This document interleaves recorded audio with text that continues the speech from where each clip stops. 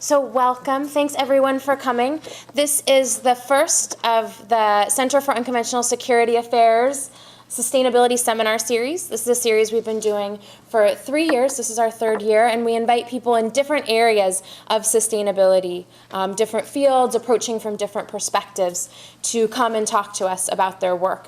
And we're really fortunate this year to have not one seminar speaker today, but 4 that are going to talk about global climate change on a human scale and different aspects of what that human scale entails. So I'm going to introduce all our speakers right now, and then we'll have them come up one at a time, and they'll be speaking in the order that you see listed. So our first speaker is Skip Laitner. And Skip is the Director of Economic and Social Analysis for the American Council for an Energy Efficient Economy, or ACEEE. Before Skip came to ACEEE, Skip served for almost 10 years as Senior Economist for Technology Policy at the US EPA, Environmental Protection Agency, where he was awarded EPA's Gold Medal in 1998 for his work on evaluating strategies designed to assist in the implementation of greenhouse gas emissions reduction policies.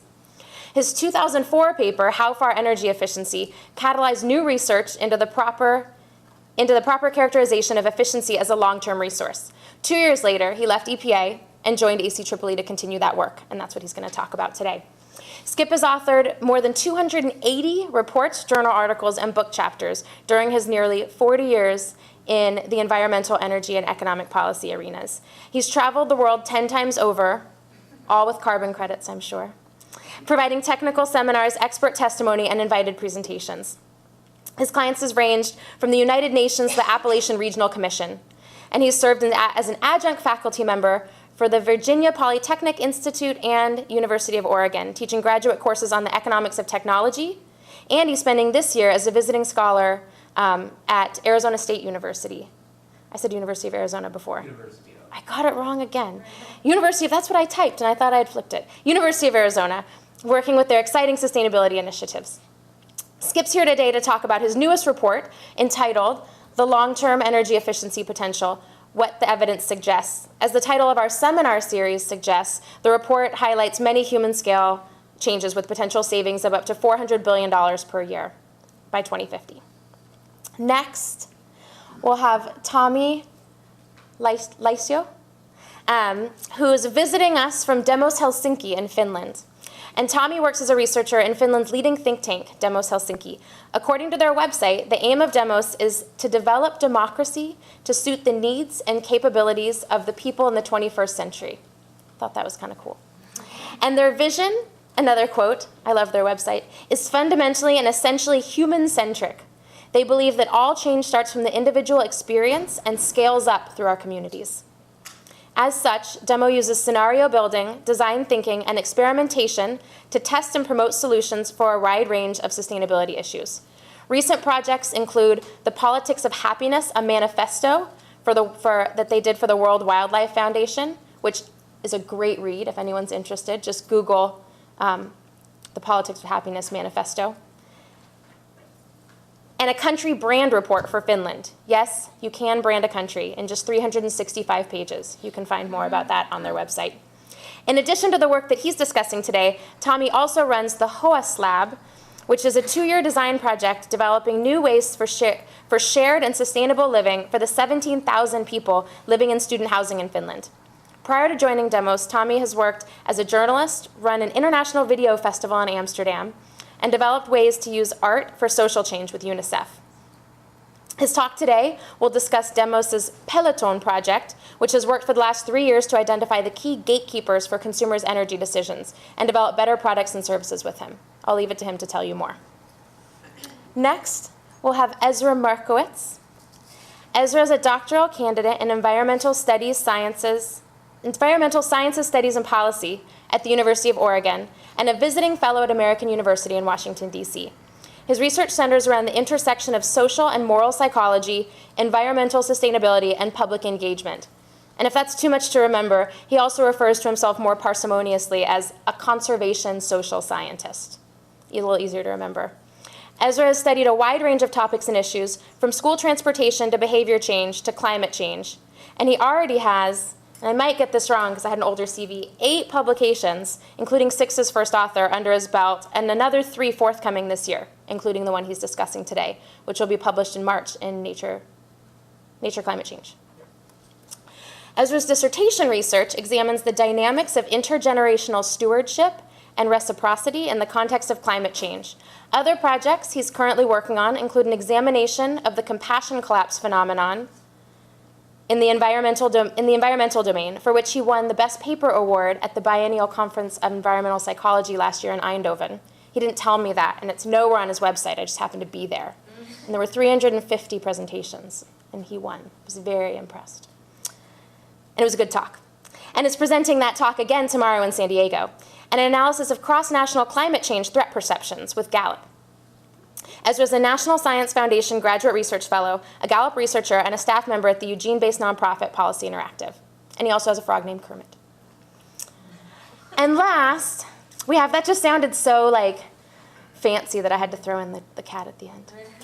And last but not least, we have Brittany Bloodhart, who's visiting us from Penn State University. Brittany is a PhD candidate in social psychology and women's studies, where she works with Professor Janet Swim, who some of you know, including some of the past and present sustainability students, know as the chair of the task force on the interface between psychology and global climate change. But Brittany is far from just Janet Swim's student. She has a fantastic research agenda of her own. Her work is focused broadly on social justice and specifically on how it relates to environmental behavior. She studies psychological barriers to advantage groups engaging in social action and how emotions relate to these barriers and potentially to overcoming them. Her dissertation, which she'll be discussing today, looks at barriers of entitlement and fear of future deprivation when people consider supporting pro-environmental initiatives. Brittany is also co-author with Ezra, who's here today, and Janet, of a chapter on psychology and climate change in the forthcoming Oxford Handbook on Environmental Psychology, and has presented her work widely at conferences including the American Psychological Association and the Behavior, Energy, and Climate Change Conference, which, to bring this full circle, I believe Skip Leitner was among the founders of. So, without further ado, I'd like to invite up our first speaker, Skip Leitner.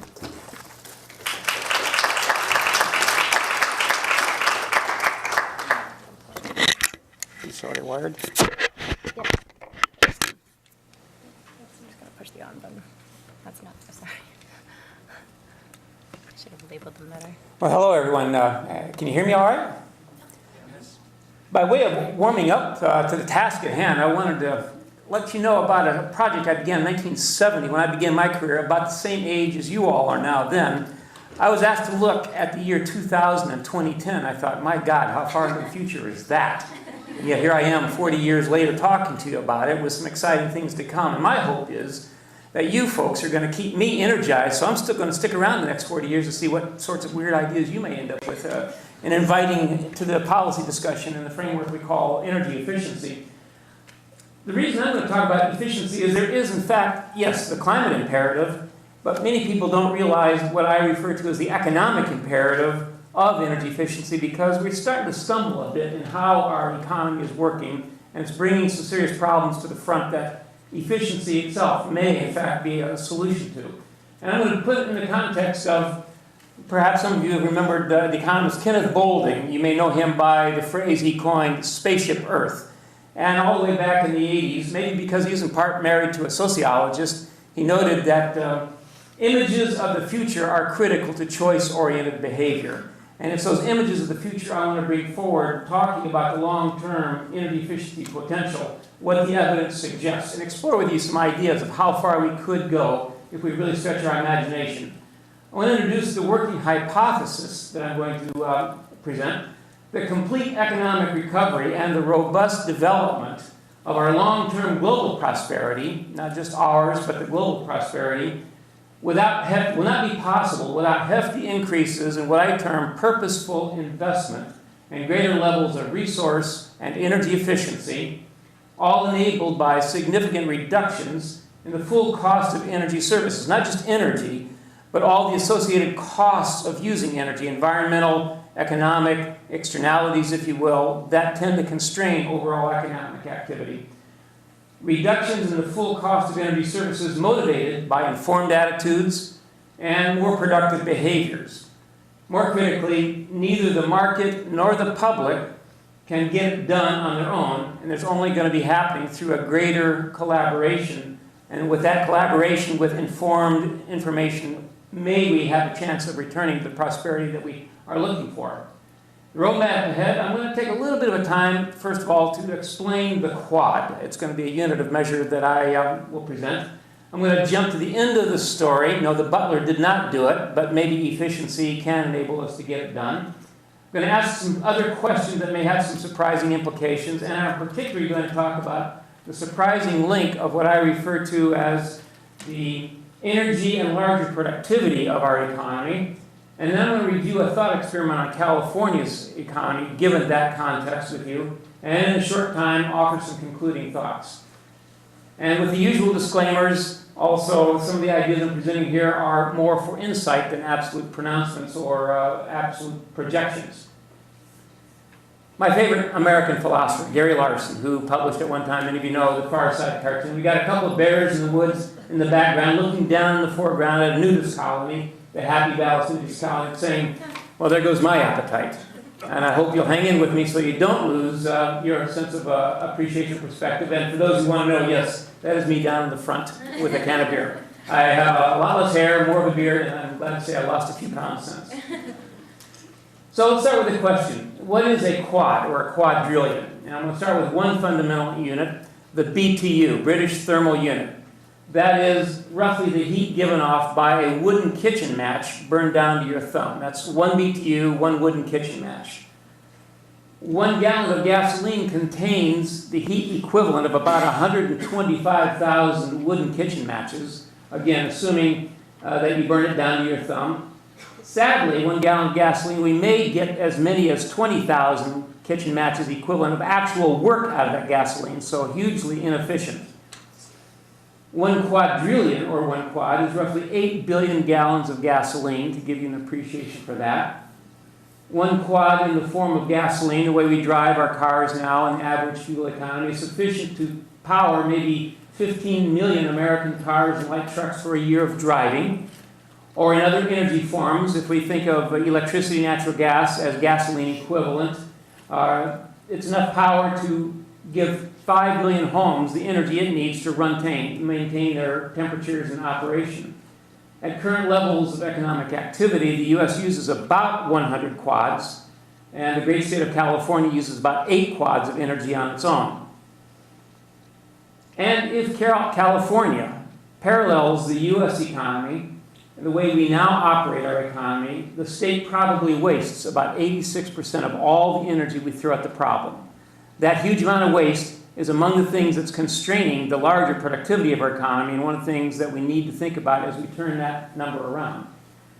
So jumping to the end of the story, earlier this month we released a new report, The Long-Term Energy Efficiency Potential, what the evidence suggests. And we actually went back to data and looked forward in how different ways of energy might be brought to an extreme, not necessarily to an extreme in one sense, but thinking about reducing energy use 40 to 60% with highly cost-effective processes, technologies, devices, systems, in a way that could generate up to 2 million more jobs for the U.S. economy, all the while we're saving residential business and consumers a net of $400 billion a year because of the productivity gains, energy bill savings. That's the equivalent of about $2,600 per household on average over the period through 2050. So it's a significant amount.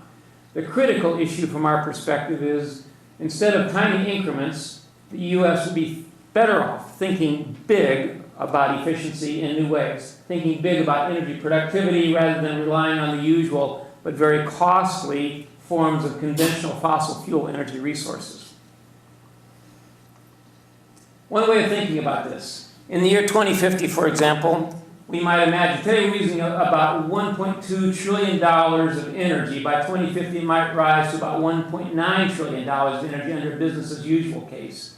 By spending a little bit more money in investing in new technologies and processes, it might raise the cost to about $264 billion. And adding a bit more for education, for policies and programs, we might have to spend another 49 or 50 billion.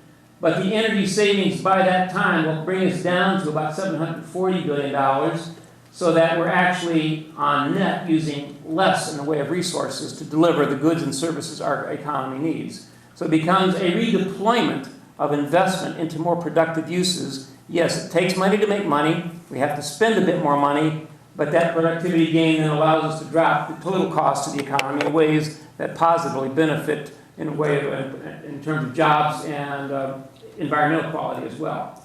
Here's what a picture might look like in large.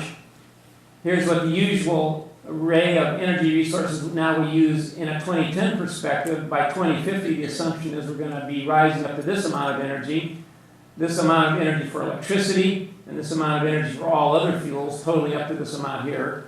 But we're saying we could reduce the quantities through productive investments if we make the right choices, if we adopt the right behaviors, if we enable the right technology policies to move us forward. And for those who want to look at the slides later, here's the link to that report that you can download and read at your leisure. And the employment benefits are substantial. And the reason is because we're moving away spending into not labor-intensive sectors in the economy, but in a cost-effective way to more labor-intensive processes that provide about 2 million more jobs by the year 2050. But energy efficiency. Let me give you an example of just 2 instances of what we might think about in ways we don't usually consider. Energy efficiency if we're really willing to look. So for example, if we might imagine optimizing our nation's traffic signals just as a starting point. There are an estimated 272,000 traffic signal systems in the United States. Stop and start driving, poorly timed signals cause unnecessary fuel consumption, cause us to stop and idle for a long period of time, even cause congestion on our nation's highways. Retrofitting these systems with smart devices, smart sensors, dynamic programming techniques can improve the flow of traffic so that we reduce our fuel consumption by 5 to 10% because of enabling a smarter system to emerge. The cost is about $10 to $12 per household. This is estimated by the National Transportation Operations Committee. The savings is about $150 per year, simply because we're driving a little bit more smoothly, a little bit more smartly. All enabled, again, by dynamic programming sensors that allow the traffic to actually fit the pattern of driving that we're trying to accomplish. Or another example, improving commercial buildings. A 2000 report from our colleagues at the Department of Energy suggested, 2007 report, suggested that if all commercial buildings were rebuilt by applying a comprehensive package of things that we know how to do in energy efficiency technologies and practices, the total amount of energy in those commercial buildings could be reduced by typically 60% from current patterns. Adding the widespread installation of photovoltaic rooftop systems could lead to a total of 88% reduction from conventional energy needs. These are all known technologies available, yet the choices, the policies, the desire to make the investments are not there. Technologies as feedback, what we might call green grid, and smart infrastructure can all be enabled of these things should we choose to develop that approach. Or more formally, physicist John Wheeler, I think an astrophysicist who probably should have won the Nobel Prize, never did, died not too long ago, professor emeritus at Princeton University. You may know him more by the phrase he coined, the black hole. I remember him in the 1970s responding to questions by reporters, how the heck are you thinking of some of these strange ideas? And he responded quite elegantly, we shape the world by the questions we ask. And with that, I want to introduce a couple of different questions. And I'm going to start with a comparison of state-generated taxes in California, what the state legislature approves, and taxes to be collected at all levels throughout the state, with state energy expenditures based on 2009 data. Some interesting insights. And I'm taking my data from the Statistical Abstract and from the Energy Information Administration, and here you have it. It's an interesting story. We have California that has state taxes of $101 billion approved. We spend more because there's federal dollars coming in here, but the legislature has an approved budget of about $101 billion.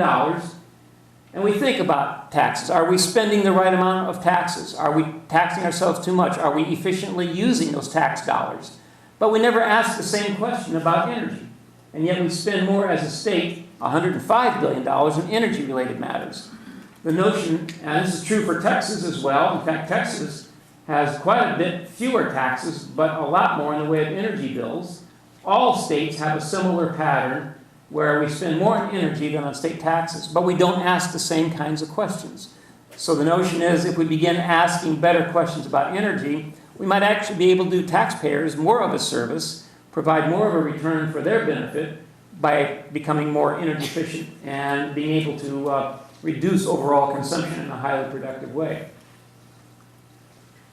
Another question is jobs. It turns out, interesting, why we create jobs is because it turns out that we have sectors of the economy, each of which has different number of jobs associated with $1 million of revenue. So here on energy, on average, about 10 jobs are created directly and indirectly for every $1 million that we spend on paying for that energy.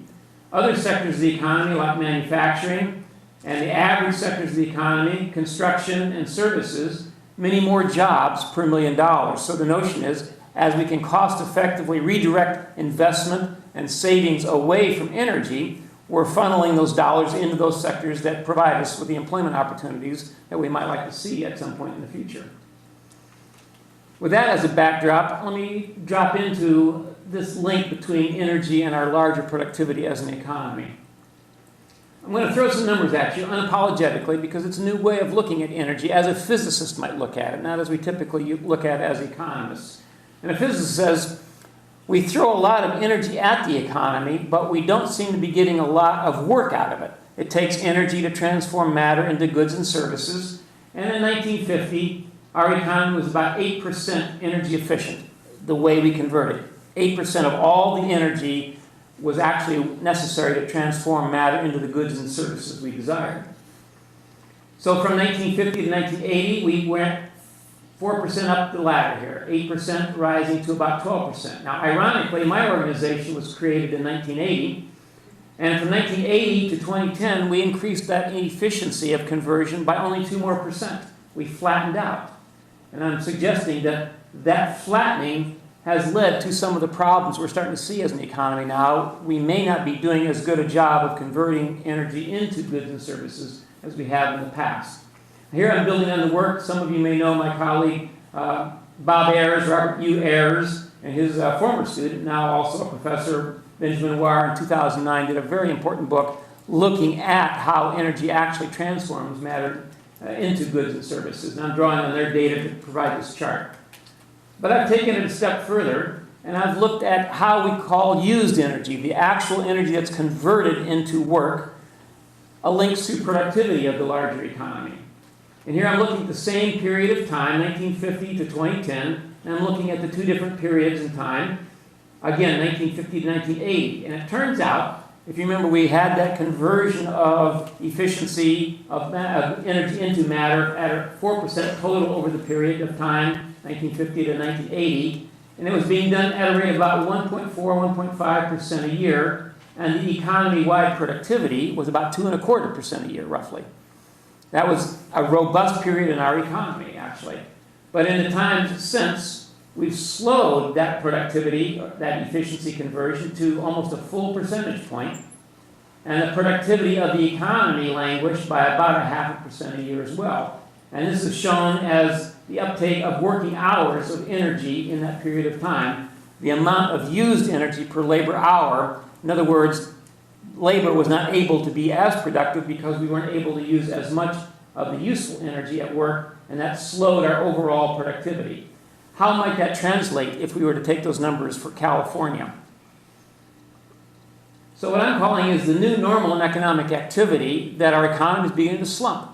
My colleague Tyler Cowen at George Mason University calls it the Great Stagnation. He's suggesting that instead of growing 3% a year as we have over the recent past, we may be lucky to grow 1% a year above population. If population grows 1% a year, the productivity might get us to about 2% a year. That's not enough to create the jobs we need. That's not enough to raise the funds to pay for the problems that we're creating. It could create a social problem down the road. But let me offer this experiment for California.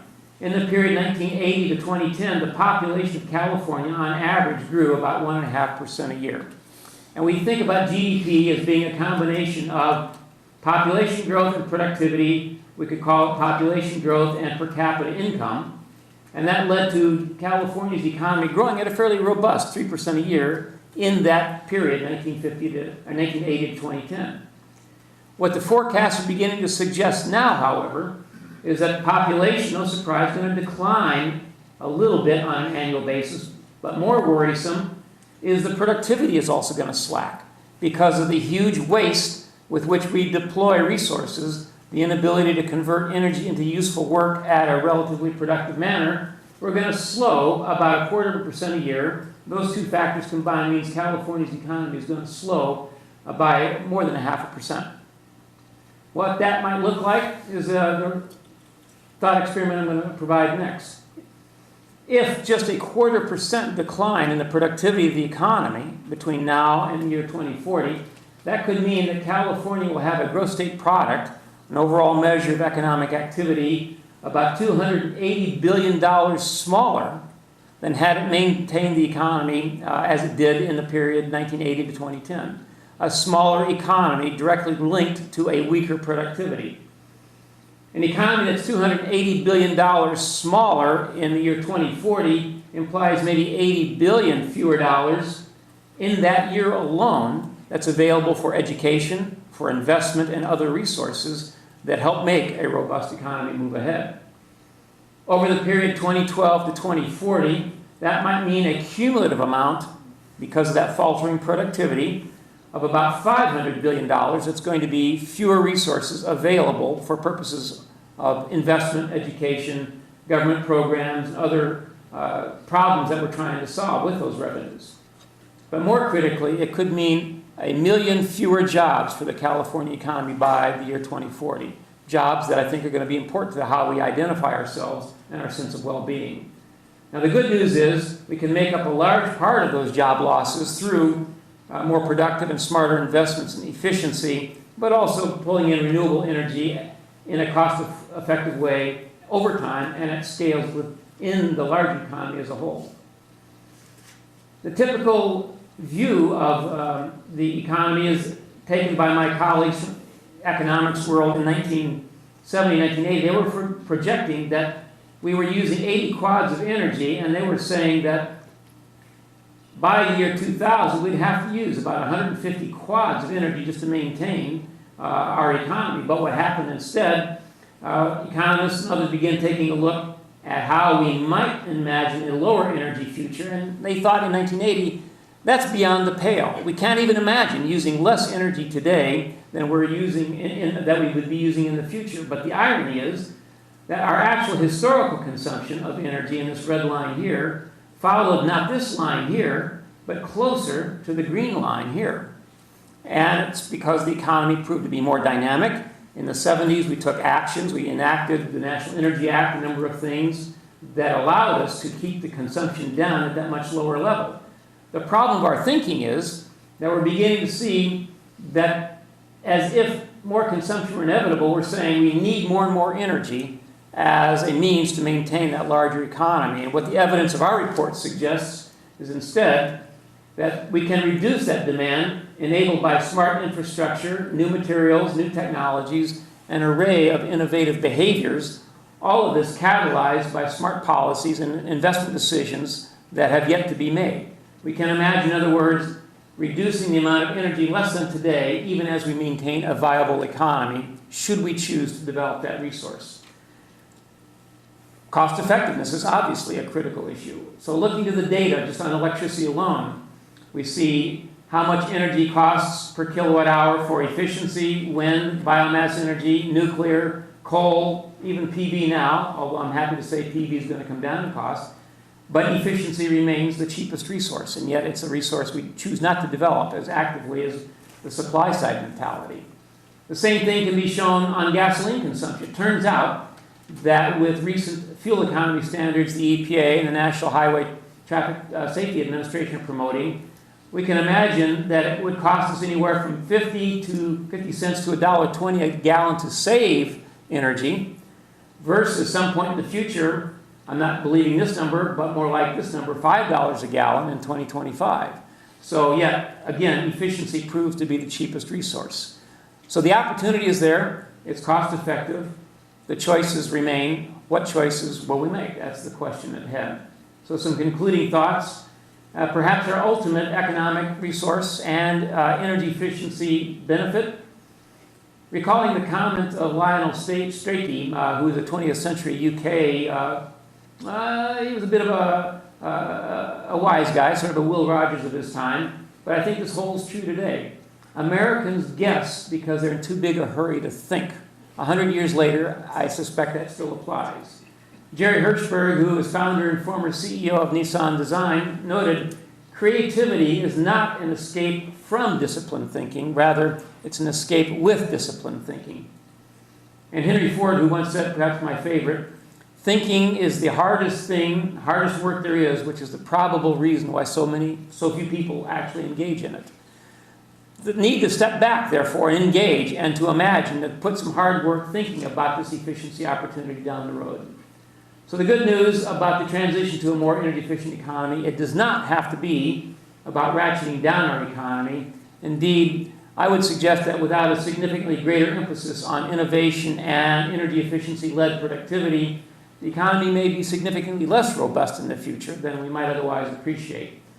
And with what we might call a collaborative set of policies and a collaborative commerce, it can be and it must be all about growing innovation by recognizing collaborative leadership. Some of the things I've seen here at UCI already, investing in more productive energy technologies, including both existing ones and ones that are on the horizon, not entirely new but available, and developing new ways to make things and new ways to get where we want to go, where we want to work, and even where we want to play.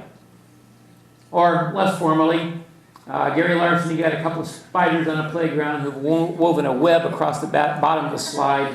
If we pull this off, we'll eat like kings. Or more formally, as Maynard Keynes said in the preface to his book, The General Theory, the difficulty lies not with the new ideas, but in escaping the old ones. Thank you. It's very nice to continue after Skip. You ended up with the idea that the difficult part is escaping the old ideas, and I think that's largely the work we've been doing. I'm going to talk about a lifestyle intervention we've been running for 3 years, looking at the issue of energy, so relating to what Skip was talking about, but looking at the issue on the level of consumers and the communities that they belong to.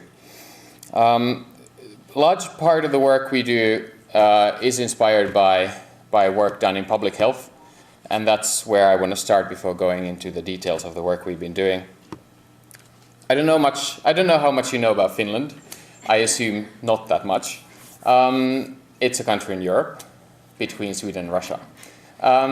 I was born in Finland, like my colleagues, in the end of the 1970s, so I'm beyond the 30-year mark. During the time when I was born in Finland, it was a country that had maybe one of the unhealthiest lifestyles on the planet.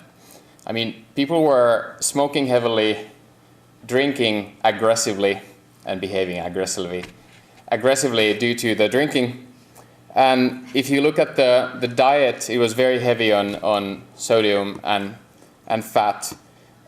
People did not really exercise apart from physical labor, and as a result of this, especially in the poorer parts of Finland, especially a part called North Karelia that's on the Russian border, basically every family had seen a family member, mostly men, dying out of coronary heart disease.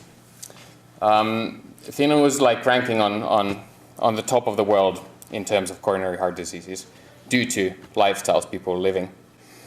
And bakeries, butcheries, shoemakers developing new products. This all happened simultaneously with rising wealth of the country, reform in basic education, Finland opening up to Europe, and health awareness. So it wasn't only due to the intervention, but the intervention really speeded up the processes that were happening in the country.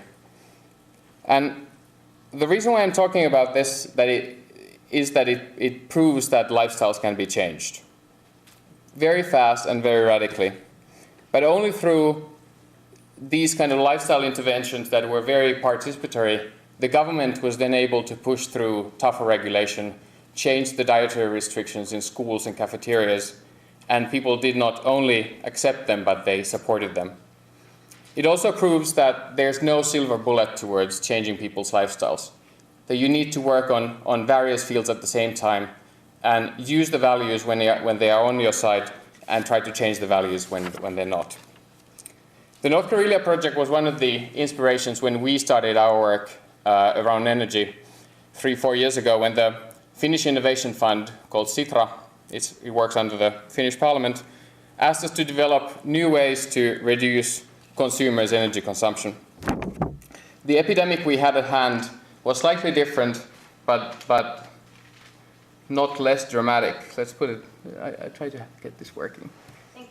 Yes.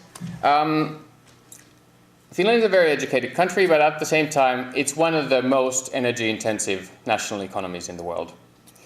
As the country has gotten, part of it is due to the industry in the country, but it's largely also due to the change of lifestyle that I described earlier. As the country has gotten richer and people have been able to travel, the consumption of meat has gone up dramatically in the country. The 1 million summer homes in a country of 5 million people are renovated into all-year use, so people basically have 2 homes they are heating up.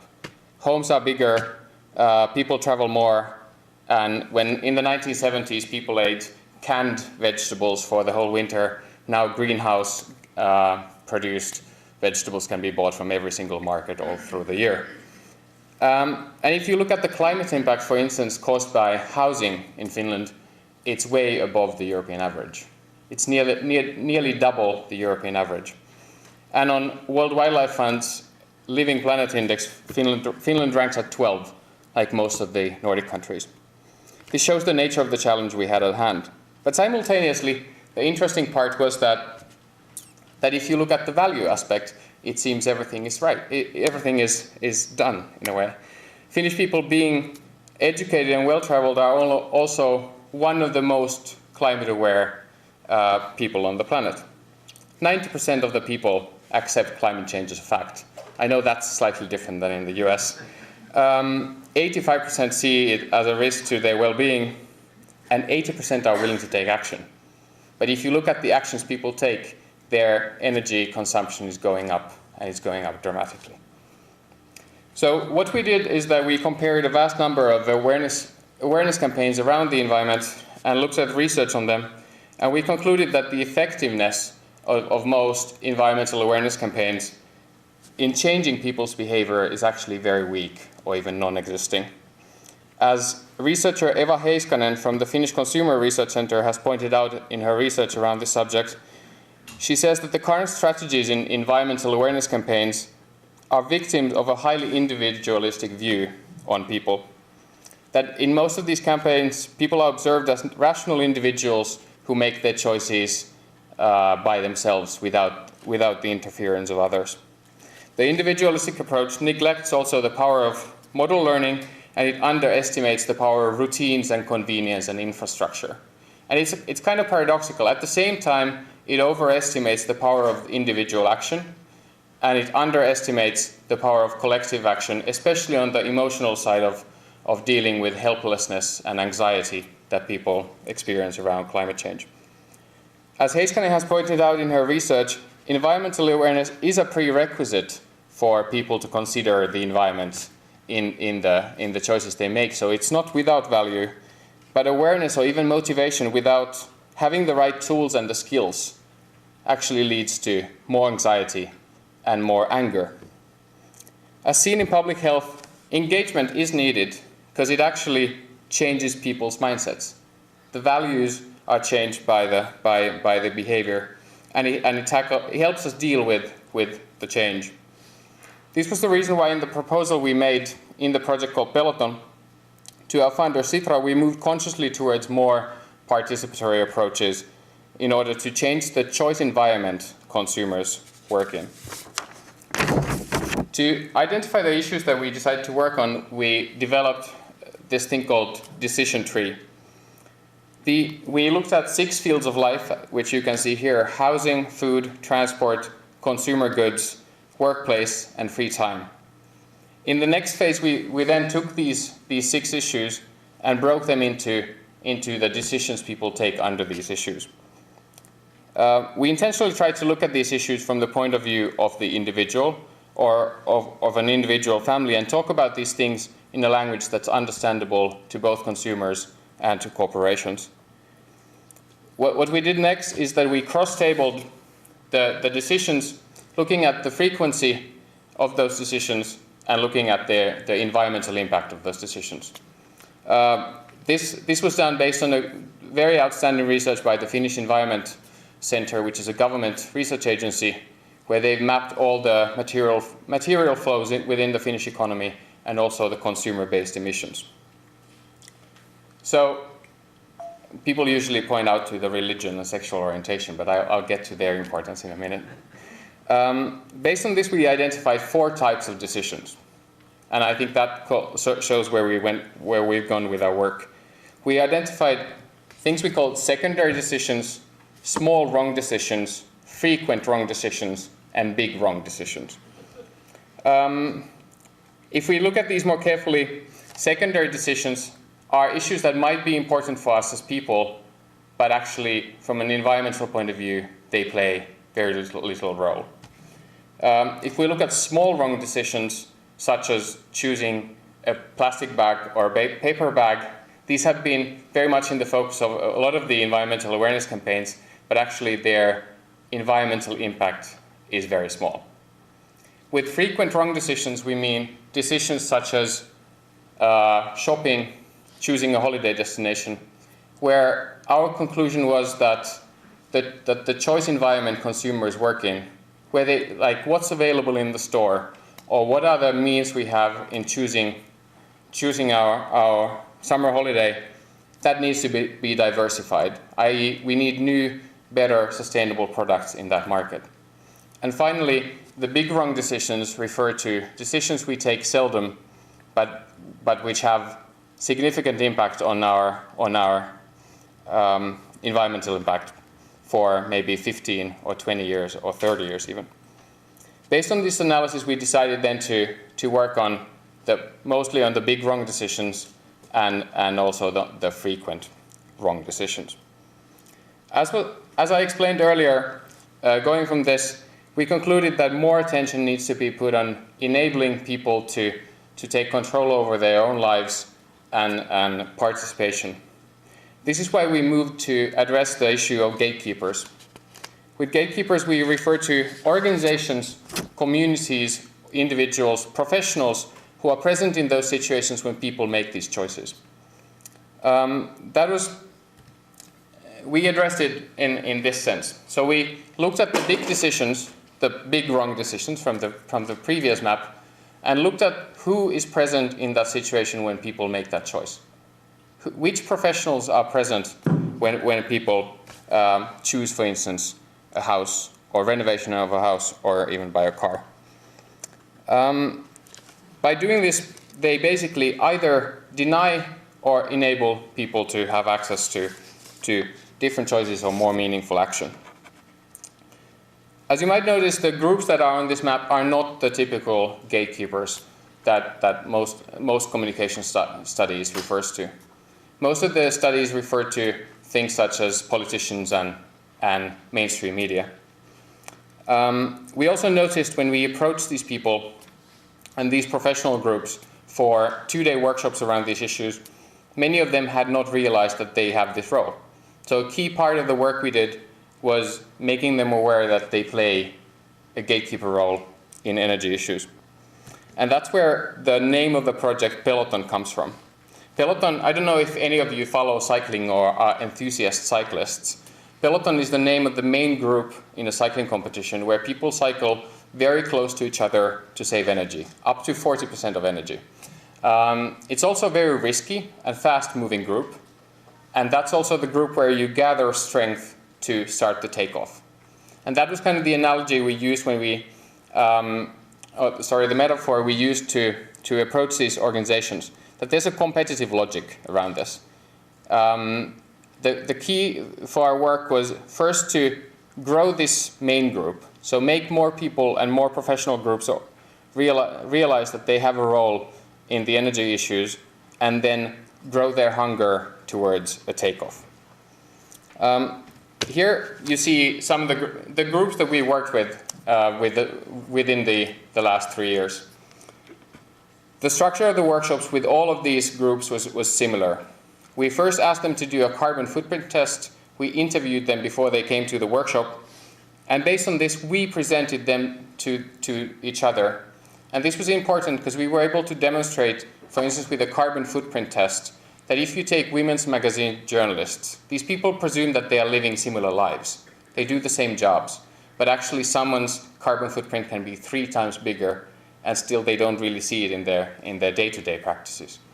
It's important to realize that it was important for them to realize through that it is possible to make choices that have significant impact on your environmental burden. After that, we trained them on how their working environment is going to change during the next maybe 40 years.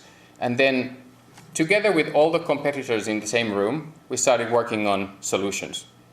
We thought that it's important to have all the hardware stores or all the women's magazines in the same group, so they realize that all their competitors have the same information, all their competitors have the same ideas, and actually it's more about who gets there first. Also, we noticed that it was crucial that the companies paid for the participation. When they knew that all their competitors will be in the workshop, and they had invested in the training, the employers wanted to see some results, and they wanted to see those results pretty fast.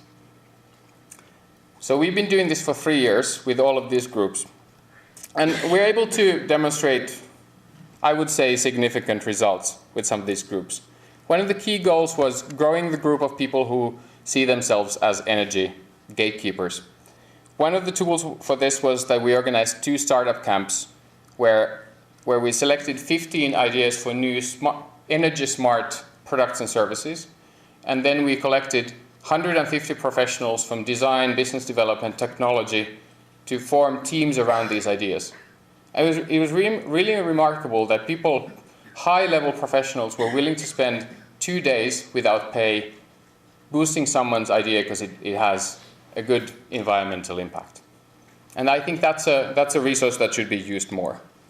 One of the biggest successes from this work is the work that we did with the leading hardware store.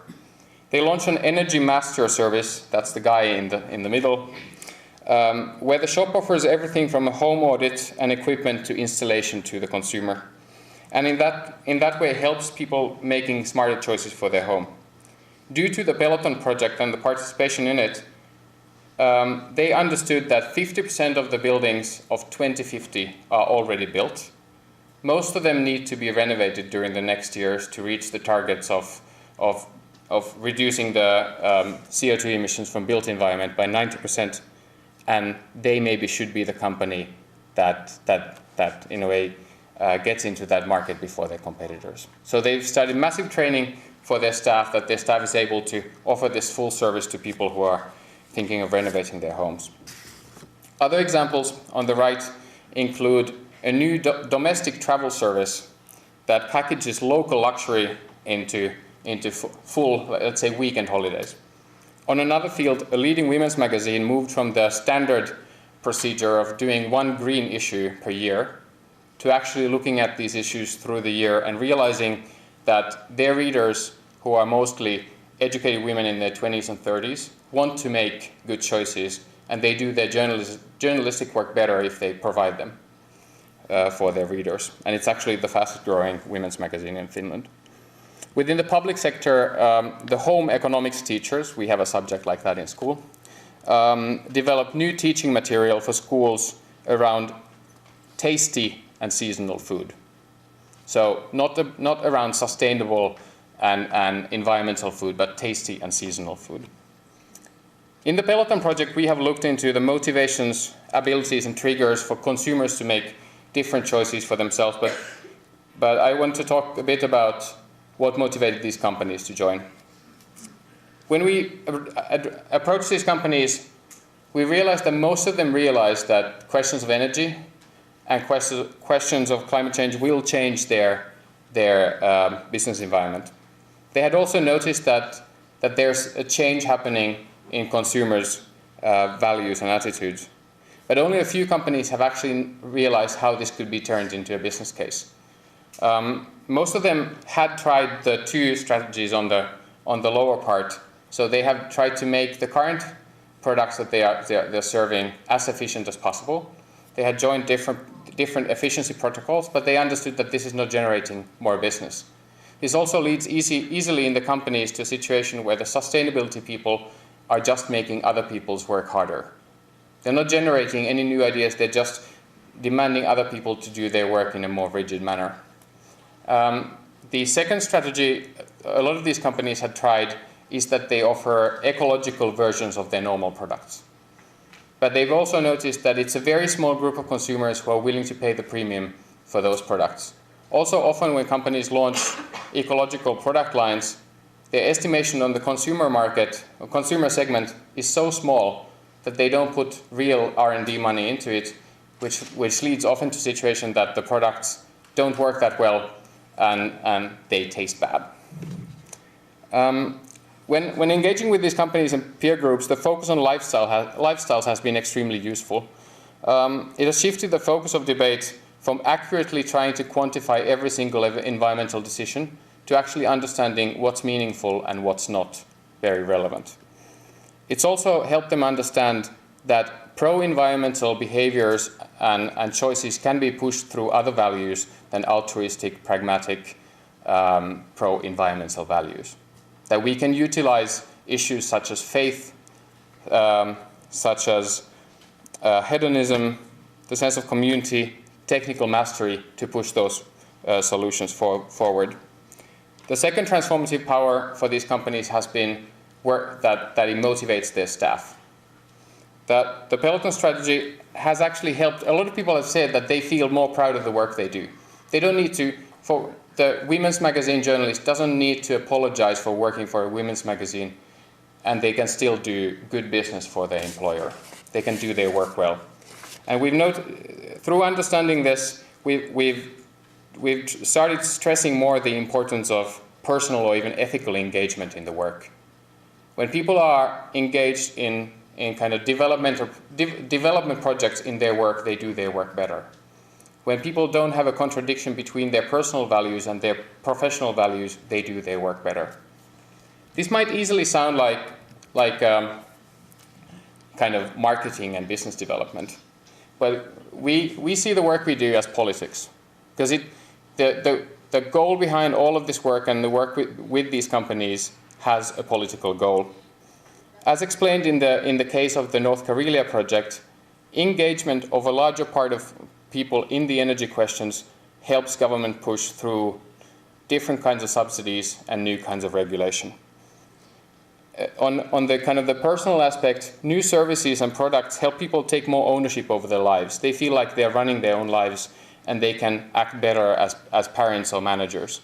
They can when they've tried something new, something that lasts also in a low carbon future, they can assure their kids that their kids are going to be fine. It also makes the debate more about what would be exciting and new rather than fighting over a constantly shrinking pie. I feel that if we want people to be open for changes, we need to find ways to help them deal with emotional aspects of climate change, such as fear, such as loss of safety, and shame. And I think the gatekeeper groups that I listed, there's tons of them more, are key to making that change happen. Thank you. So I'm interested in the injustice of climate change, or climate change as a justice issue. And justice and morals are very much related, but I hope to kind of explain why I'm using justice specifically. So is climate change a justice issue? Oftentimes, even climate change researchers, people who are interested in reducing our emissions and things like that, don't necessarily think of climate change as a justice issue. But climate change is causing a number of harms. So lack of clean water resources, Ezra mentions a lot of these different things. decreased access to or the ability to decreased ability to produce food, increased diseases and illnesses, destruction of homes due to natural disasters which are related to climate change, things like floods, mudslides, landslides, wildfires. Forced migration, so people who are forced to move from their homes in order to find farming work and things like that. So is climate change a justice issue? Well, we probably don't think that we deserve any of those harms.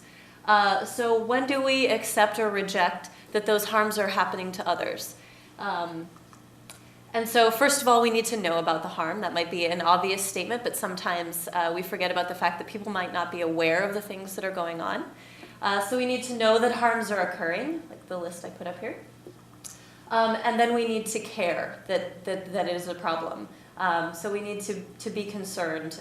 We need to think that what's happening is an injustice happening to those people. And I will just point out quickly that Beth had mentioned I'm also doing my PhD in psychology, but also women's studies, and have done some work really looking into the gendered issue of the injustice of climate change.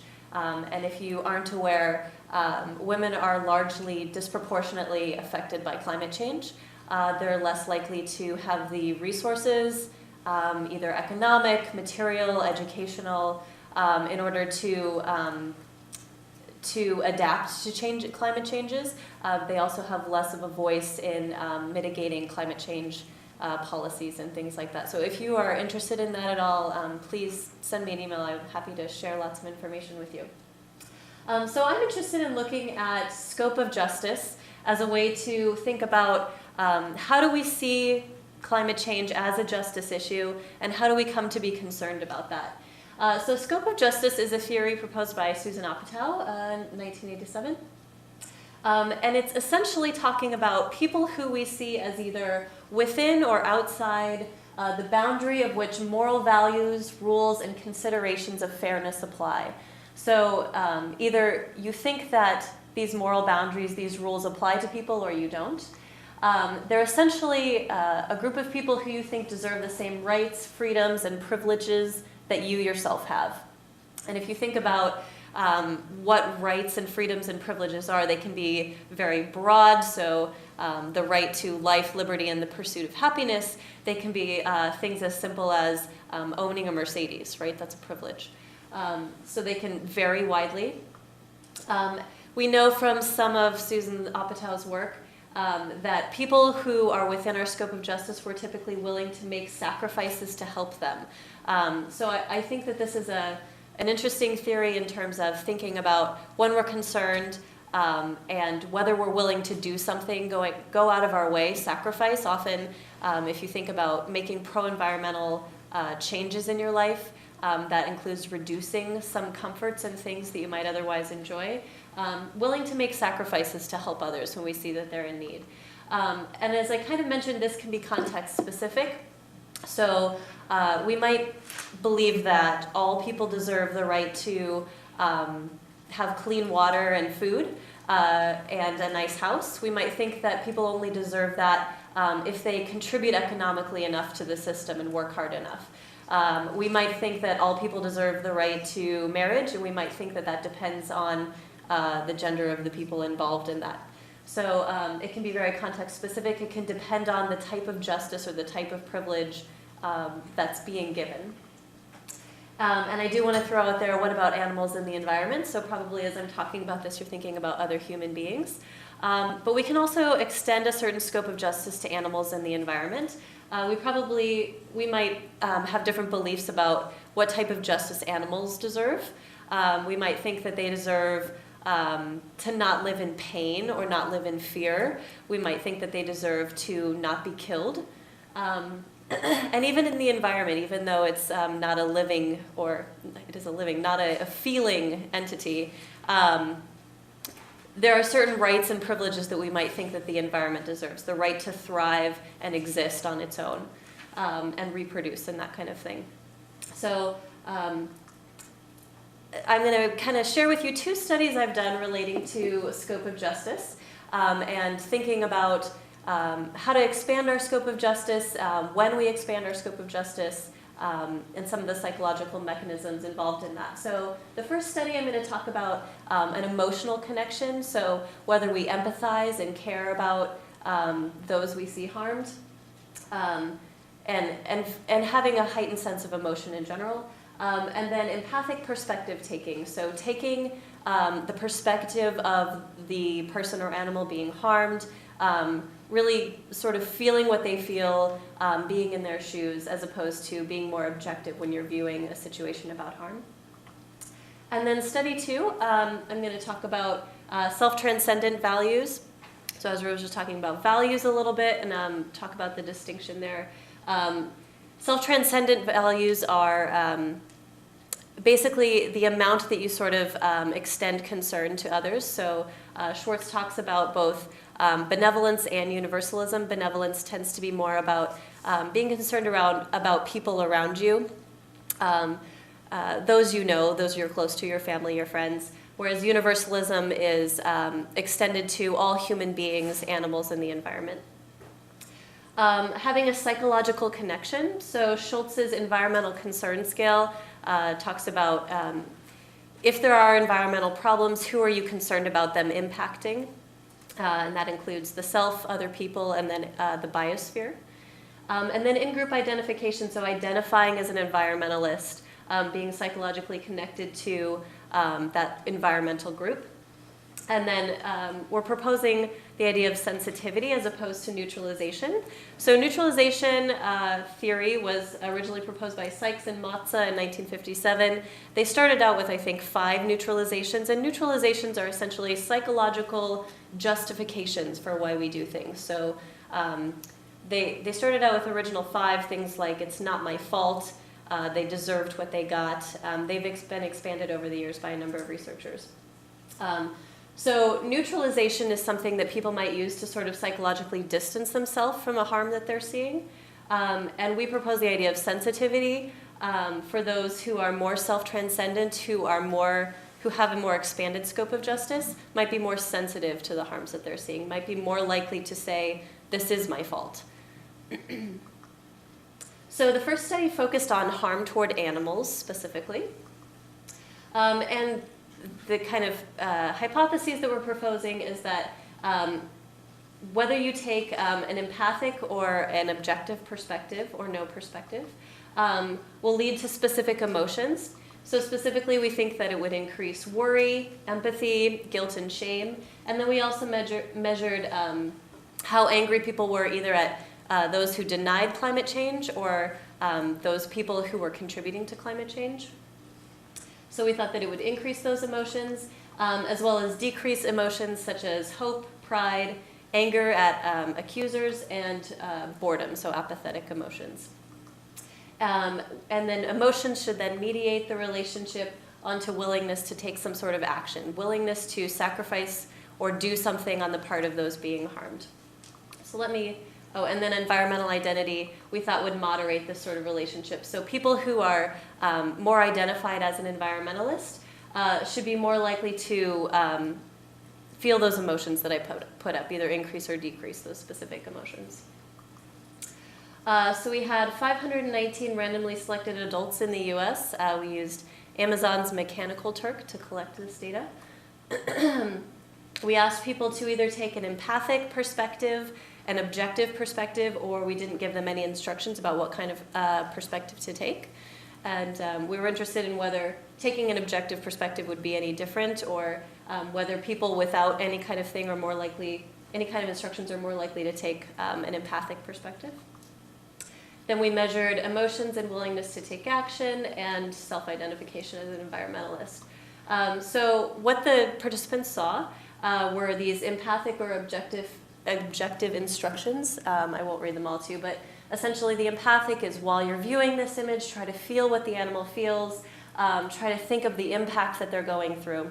Whereas the objective condition instructed people to try to not get caught up in how you're feeling, to kind of remain detached, focused on the objective sort of the words and the quality of the image and that kind of a thing. Here's the 2 different animals. They saw both of these animals in either condition. So we had a picture of a koala bear and a polar bear suffering from different elements of climate change. You can kind of read, there were little captions about kind of the harm associated with that. I love this picture of the koala bear here drinking the water. And then they reported all of the emotions I mentioned. They responded if they saw themselves as an environmentalist, and there were 3 options, so yes, somewhat yes, or no. And then we asked them, are you interested in learning more about this issue?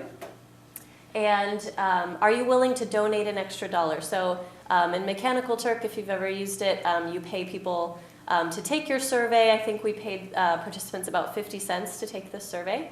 And at the end we said, we'll give you an extra $1, a whole 100 cents more, and you can choose what you want to do with it. So we gave them the option of donating it to 3 different environmental organizations, so specifically the World Wildlife Fund, Union of Concerned Scientists, or Friends of the Earth. And they got a little blurb about kind of the mission statement of each group and how that group specifically is helping animals impacted by climate change.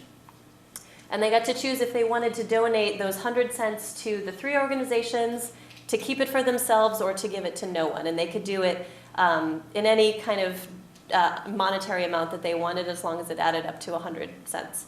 So they could give it all to themselves, they could give part of it to themselves, part of it to the organizations. So what we see, and my animations aren't working, is essentially, first of all, the 4 emotions that really tended to be important that our different conditions predicted were, can I play with this thing? That's the other long. Oh, I turned it off. It's the other, yeah, it's the longer one on it up there, so you can point out which. This one? It's the one with the big pencil. Oh, yeah. So anxiety, empathy, guilt and shame, and anger at people who deny that climate change is happening. And I should say that guilt and shame, in almost all of the studies we do, tend to load together, at least in terms of participants' perception of what those 2 things are. They don't tend to differentiate between the 2. So essentially what we're seeing, if I could have this nice come up graph one at a time here. The yellow bars is the harm-only condition, so that's where they were not instructed to take some sort of perspective. We see that overall people tend to feel more anxiety and empathy, less guilt and shame. We see that the pink condition here is the harms plus being told to take an objective perspective. And we see that overall, essentially, they're kind of the same. So it didn't matter if you were told to take an objective perspective or not take anything at all. People tended to feel about the same amount of emotion. But what we really found that was the most interesting was those who were told to take an empathic perspective. And you see in each one of these conditions here, those who took an empathic perspective were more likely to feel each of these emotions. So in all conditions, this empathic perspective condition was significantly higher for all these emotions. Flip slides here. So we see that perspective taking leads to these specific emotions. We found that environmental identity actually did not moderate any of this, so it didn't matter if people identified as an environmentalist or not.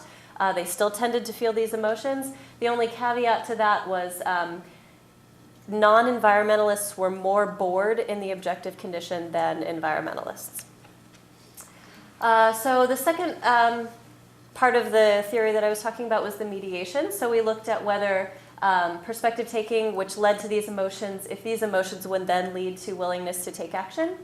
And what we find is that perspective taking alone is a significant predictor of willingness to take action. So the more those who took an empathic perspective were at the end more likely to donate more money. And we found that these 3 specific emotions did mediate that effect as well. So the more anxious you felt, the more empathy, and the more guilt and shame, the more likely people were to take action and donate money. And also we found that environmental identity was just, again, a direct predictor. So people who identified as environmentalists were more likely to donate money than people who did not identify as environmentalists. And I do want to point out that this is somewhat contrary to a lot of the research that is coming out about emotions in environmental psychology. That most researchers are saying we should be framing things in terms of positive emotions, hope, pride in what we're doing. And we're finding consistently in our research at least that guilt and shame and empathy in particular, empathy is a positive one, but guilt and shame tend to really be a strong predictor of people willing to do action. I have a couple of ideas about why the discrepancy is there, if we can talk about that later. So just to kind of visually represent what I was just saying, in the harm condition on the left there, we see that people are donating more money to themselves than they are to the environmental groups. Same thing in the harm condition with taking an objective perspective. But the interesting phenomenon happens in the harm taking an empathetic perspective. We see that more people are donating money to environmental groups than they are giving it to themselves. So it's a nice swap there. Okay, so study 2. I know I'm kind of getting close on time. Our second study, we were looking at harm toward people and nature.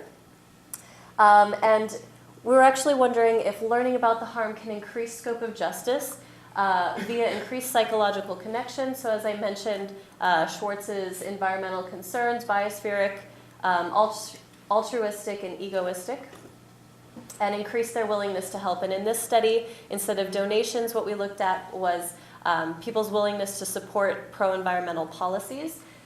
And these were policies specific to our participants. So we did this study on Penn State's campus. We asked them specific questions about how would you feel if Penn State were to implement a green fee and that kind of thing.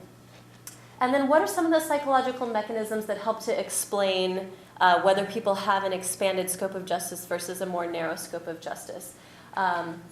Again, so thinking about self-transcendent values is one way to sort of think about how wide your scope of justice is. In this study, instead of asking people or telling people to take a specific perspective, we let them choose the perspective they wanted to take. So we had them report afterwards what kind of perspective they were taking. And then whether they were more likely to be sensitive to the harms they were seeing, or they were more likely to neutralize that information. So what's happening over there has nothing to do with me, it's not my fault kind of statements. So visually, kind of to show what I'm talking about, we thought that these self-transcendent values would lead to sensitivity or neutralizations and also perspective taking, which should both then lead to environmental concerns. I'm not sure why that's not written correctly. And then the more concerned you are about the harms the harms to the environment are having on you, other people, or the biosphere, the more willing you are to take action. And then just specifically, if people are high in self-transcendent values, they should be sensitive and empathic, which would lead to more environmental concerns and more willingness to take action. While if they have more self-enhancement values, which tends to be kind of the opposite of self-transcendence, so things like putting yourself forward, I think it's important to make money and have high status, the more likely we thought they would be to neutralize or to take an objective perspective when they're viewing harms, which should lead to less environmental concern and less willingness to take action. So we had 156 college students on our campus. They watched 3 clips from the film Manufactured Landscapes. I know Beth has done some studies on manufactured landscapes. That's kind of how we got into, and I've used this film now for several different studies. If you haven't seen it, you can access the entire thing on YouTube. It's essentially a compilation of images that mass consumerism, the impact that mass consumerism is having on nature and people. So here are some of the images that they see in the film. The impact on nature. I think the River of Flames is a very poignant one. And then the impact on people. So we see the impact of people having to work in mass production factories, living among the waste from mass consumerism. Down here is a woman sorting through e-waste in China. And actually what we found is that when we looked at the values, they really kind of came out into 3 specific groups of values. So we had self-transcendence toward the environment, self-transcendence toward people, and then self-enhancement that I was talking about.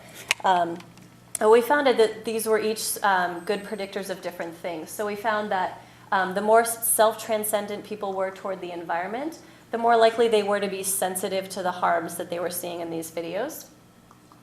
The more self-transcendent people were to other people, the more likely they were to take an empathic perspective when watching the video. And then we found that the more self-enhancing values people held, the more likely they were to neutralize in the video. And we gave them the option to sort of agree with statements like, what's happening over there is not my fault. We also found that self-transcendent values led directly to concerns about the biosphere and about other people. And we found that it directly led to willingness to take action, so more likely to support the policies that were pro-environmental policies.